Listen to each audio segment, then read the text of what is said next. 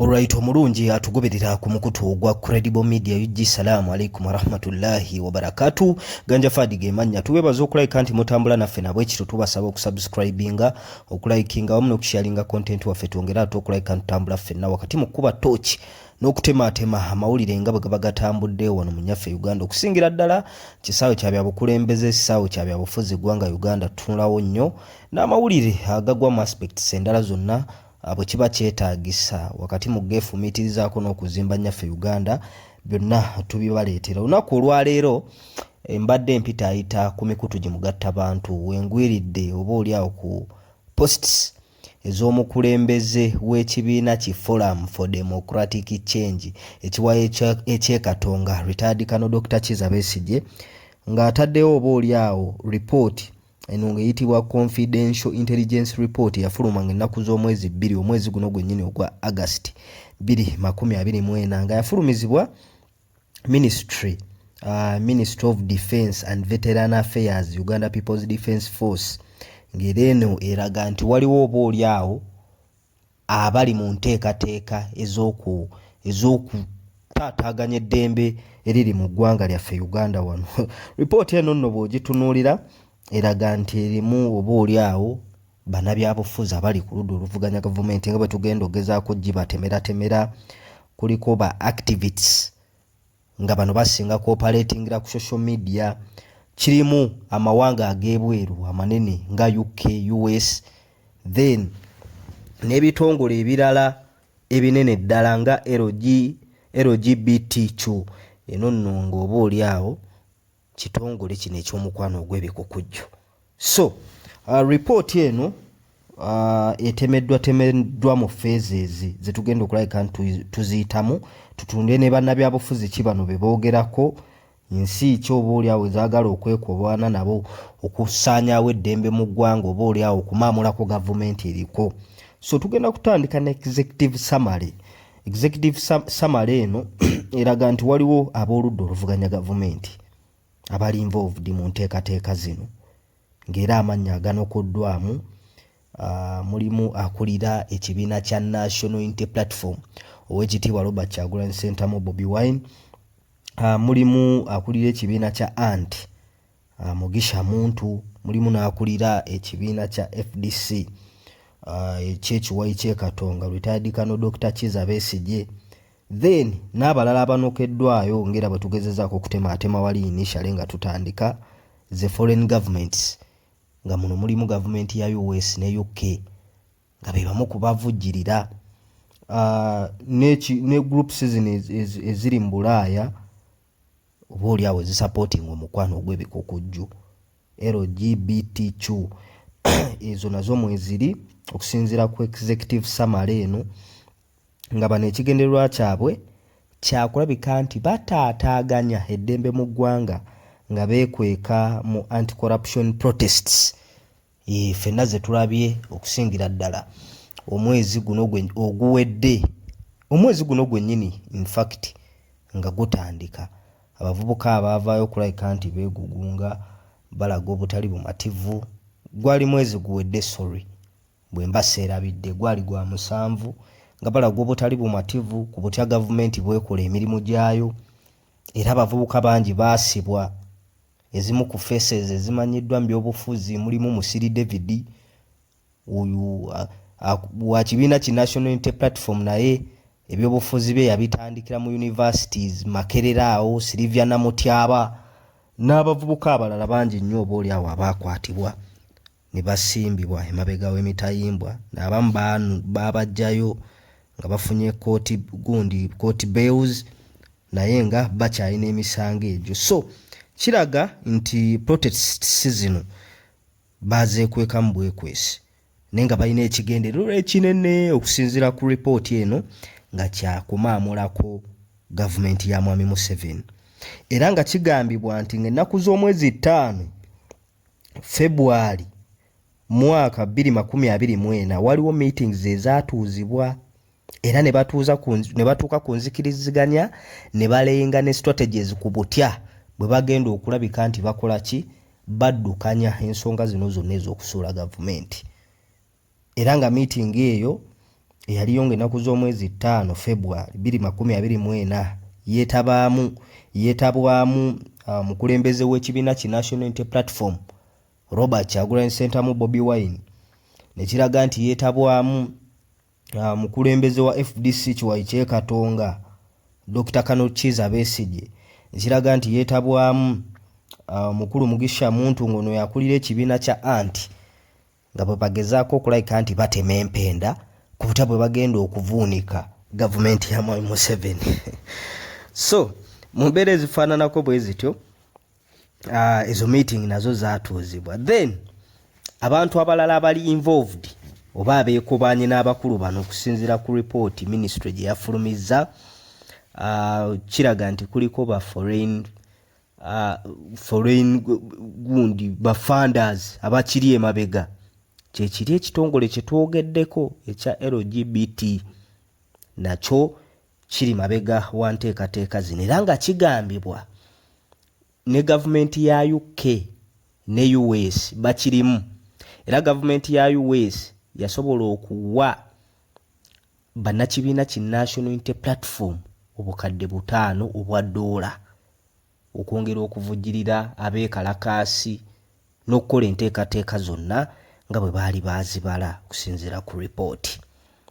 Era n'obuvujjirizi obulala buva mu LGBT bano nno nga be b'omukwano ogw'ebikukujju, era nga bwe bazze bagezaako okulabika nti basiigira bannayuganda ekifaananyi nti bannakibiina ki National Unity Platform beekulubeesa nnyo n'abantu abo ab'omukwano ogw'ebikukujju. Y'ensonga lwaki bwe bajja n'enteekateeka eno bagezaako okulabika nti babakola ki, baba baakinga. Era waliwo looya Nicholas Opio, looya ono y'omu ssente zino ezijja oba oli awo gwe ziyitamu era nga yazimanaginga n'okunduuza n'okutemaatema abirimu nnyo, era ono nayo ripooti temuleseeyo emunokoddeyo nti y'omu oba oli awo kubali mu nteekateeka ennene yo gavumenti gyegamba nti oba oli awo yakugivuunika.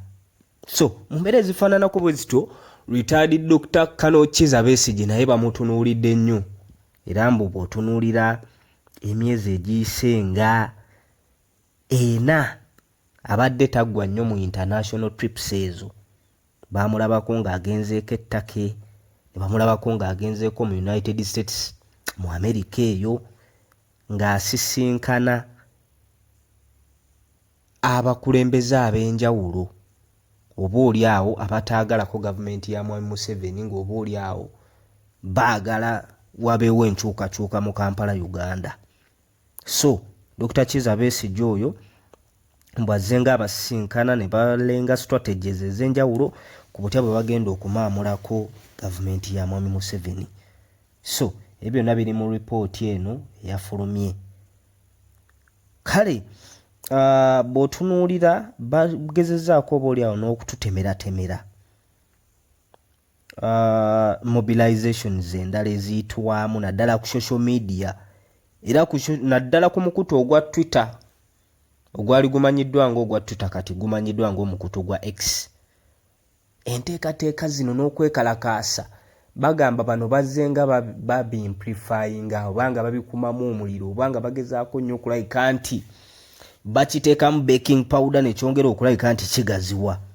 So mu abo banokoddeyo abantu nga bo bali mu nteekateeka ya kumobilizinga ku social media. Mu bo mulimu Stella Nyanzi, oyo omulimu akoledde ddala munene nnyo okulabika nti ateekawo embeera n'okugugumula abavubuka ku social media mujje mwegatte mu kintu kino. Kuliko ne Kakwenza tujjukira bulungi ebyamutuukako n'okutuuka okulabika nti takyawangalira mu ggwanga lino. Mbuyo omu ku bali ku ttiimu eya social media nga yo omulimu gwayo gwa kuteekamu kintu kukimplifyinga kulabika nti bakijanjawaza kukisavuwaza kyongera ate okulabika nti kiyingira mu mitima gy'abantu.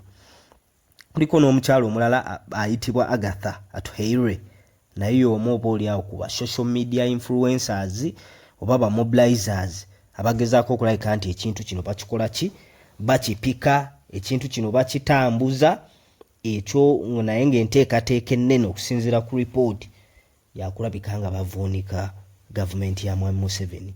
So report tukyagi batemera abantu bonna abali involved mu nteekateeka eno okusinziira nga report bwefulumye. Kuliko ne ba government officials abatannategeerekeka naye okusinziira ku report bakola okunoonyereza okumanya baani abali mu gavumenti eno nga balina omukono mu kintu kino. Tekikoma kubaako bakulembeze mu opposition bokka, tekikoma kubeera na foreign influence ensinga UK, ensinga America, tekikoma kubaamu ba bitongole bino ebyomukwano gw'ebikukujju nga bwe bannyonnyola LGBT, wabula mulimu n'abanene mu gavumenti oba abakozi ddala mu gavumenti nga nabo obaolyawo bagezaako okulabika nti bakola ki, beenyigira mu nsonga zino, batema empenda ku butya bwe bagenda okulabika nti bavuunika gavumenti ya Mwami Museveni okusinziira ku ripooti. Saawa zino ebunye emitimbagano. Kakati ripooti eno eraze nti waliwo enteekateeka ezirina okukolebwa abantu bano okulabika nti babakomako. Okitegeera eyitibwa monitoring and encountance. Bagenda kulabika nti babatunuuliza eriisa ejjogi abakulu bano bonna nga bagezezaako okulabika nti bakunnyonnyola. Okitegeera ze twandiyise great figures eziri mu kintu kino oba ezigezaako okulabika nti zikidriving, okuli Oweekitiibwa Bobi Wine, Robert Kyagulanyi Ssentamu, okuli Oweekitiibwa retired Colonel Dr. Kizza Besigye, Oweekitiibwa Mugisha Muntu, Nicholas Opio yoli munnamateeka gwe twagezezaako okulabika nti tunnyonnyola, agezaako okulabika nti ateekawo ayunga oba oliawo alina ba foreign agents bayunga n'abantu bano ne baleeta ssente okukola ki, okuvujjirira ekintu kino okutambula. Kuliko Agatha Hatwere, ono nno y'omu kubali ku social media abamobilizing abantu. Kakwenza nga bwe twamwogeddeko y'omu ku bo, Stella Nyanzi y'omu ku bo. Abo gavumenti saawa zino oli mu kuba mu ntalinga, enkwe zaabwe zonna okulabika nti ezitaataaganya ne watabaawo kintu kyonna kikola ki, kyeyongerayo oba pulaani yaabwe kugguka nga bwe baagibala. Recommendations oba ebiyina okulabika nti ate bikola ki, bikolebwa. Enteekateeka z'abano okulabika nti zijungululwa, pulaani zisuula obutaka. Ze zimu ku gavumenti oba oliawo ze tugenda obbamenyeramenyera zeetaddewo. Kuliko intensive surveillance, bagenda kulabika nti babakuumirako eriisa ejjogi. Era ndowooza mu kaseera kano ebitongole bya gavumenti byonna ebikesi biri at work obutakkiriza kintu kyonna kulabika nti abantu bano bakiggusa. Legal actions oba oliawo abantu bano bakugombwamu obwala ne basimbibwa mu maaso g'abalamuzi okubitebya kiki kye babadde babala. Okwo tekuba kulya mu nsi y'olukwe. Treason ndowooza gye baba bagenda okulabika nti babakola ki, gwe musango gwe baba bagenda obbavunaana. Ne solution endala oba recommendations endala ze bagenda okuteekawo okulabika nti ekintu kino bakijungulula, diplomatic engagements n'ensi zino eziba backinga nga UK, United States, ku meeting abantu abo kwogerezeganya nabo bababuuze bannanga ate kiki. Okitegeera ng'era bw'omanyi international relations ndowooza boogerezeganye nabo. Public communication eno ndowooza bagenda kukozesa social media, mainstream media ne social media okulabika nti bategeeza public ku nkwe z'abantu bano, bategeeza public ekiri emabega wa anti-corruption protests zino nti si za kulumirirwa bannayuganda nti tebaagala nguzi oba bawalana nguzi, naye ekigendererwa kyabwe just baagala kuyisaawo byabwe na kuvuunika gavumenti ya Mwami Museveni. So mu mbeera ezifaananako bwe zityo report bwetyo bwegezezaako okulabika nti etambuzibwa, era nga yateereddwako omukono Deputy Director of Ministry Intelligence, Ministry of Defense, Security and Intelligence, Republic of Uganda. Bamuyita Abdu Lugumayo, Brigadier General. Yagezezaako kuleka nti agisainingako n'agiteekako omukono. Naye okusinziira ku retired Colonel Dr. Kizza Besigye, statement gy'akoze ng'ateekayo post eno, agambye we shall overcome. Bano kye bagezaako okulabika nti bateekawo kwe kulabika nti bateekateekawo ebibozibozi ebijweteke, then bateekewo budget gye bajja okuteerawo mwami Museveni, sente ezinaagenda mu gundi mu waliwo kino kye bayise public communications biki, bateekewo budget oba kwe banaalira ensimbi okusinziira ku ye bw'annyonnyodde, naye nga tewali kyamaanyi era bino okusinziira ku statement z'akoze alaga talina kyabimanyiiko. So mu mbeera ezifaananako bwe zityo report bwetyo bwe tugezezaako okulabika nti tugitematema, naye nga yavudde wali mu Ministry of Defense and Veteran Affairs, Uganda People's Defence Force, era nga yafuluma ng'ennaku z'omwezi 2 Agusto 2024 confidential intelligence report ng'eno erambika abanene mu opposition abaagala okumaamulako gavumenti ya mwami Museveni, ng'Oweekitiibwa Robert Kyagulanyi Ssentamu akulira ekibiina kya National Unity Platform y'omu ku bo, Mugisha Muntu y'omu ku bo, Kizza Besigye Kifeefe y'omu ku bo, foreign government singa UK ne United States be bamu ku bo, LGBT bano nno nga ba mukwano gwa bikukujju be bamu ku bo abagezaako kifandinga, ne banokolayo lawyer Nicholas Opio y'omu oba oli awo kubagezaako okuteekawo oluyunga abantu bano ne foreign gundi agencies ezo okubavugirira ssente, then ne bwe ziba zizze gwe ziyitamu oba oli awo ne bagezaako okulabika nti zituuka gye ziteekeddwa okulabika nti ate zituuka.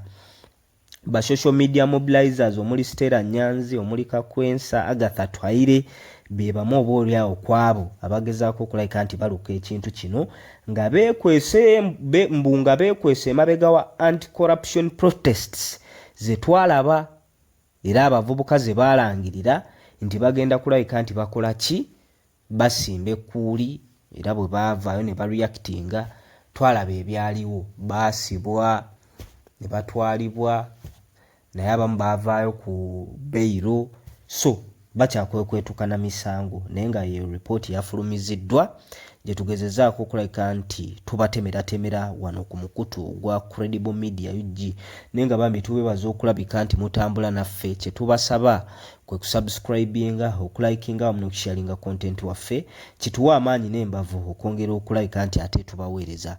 Ganja Fad ge mannya. Salaamu alaikum wa rahmatullah.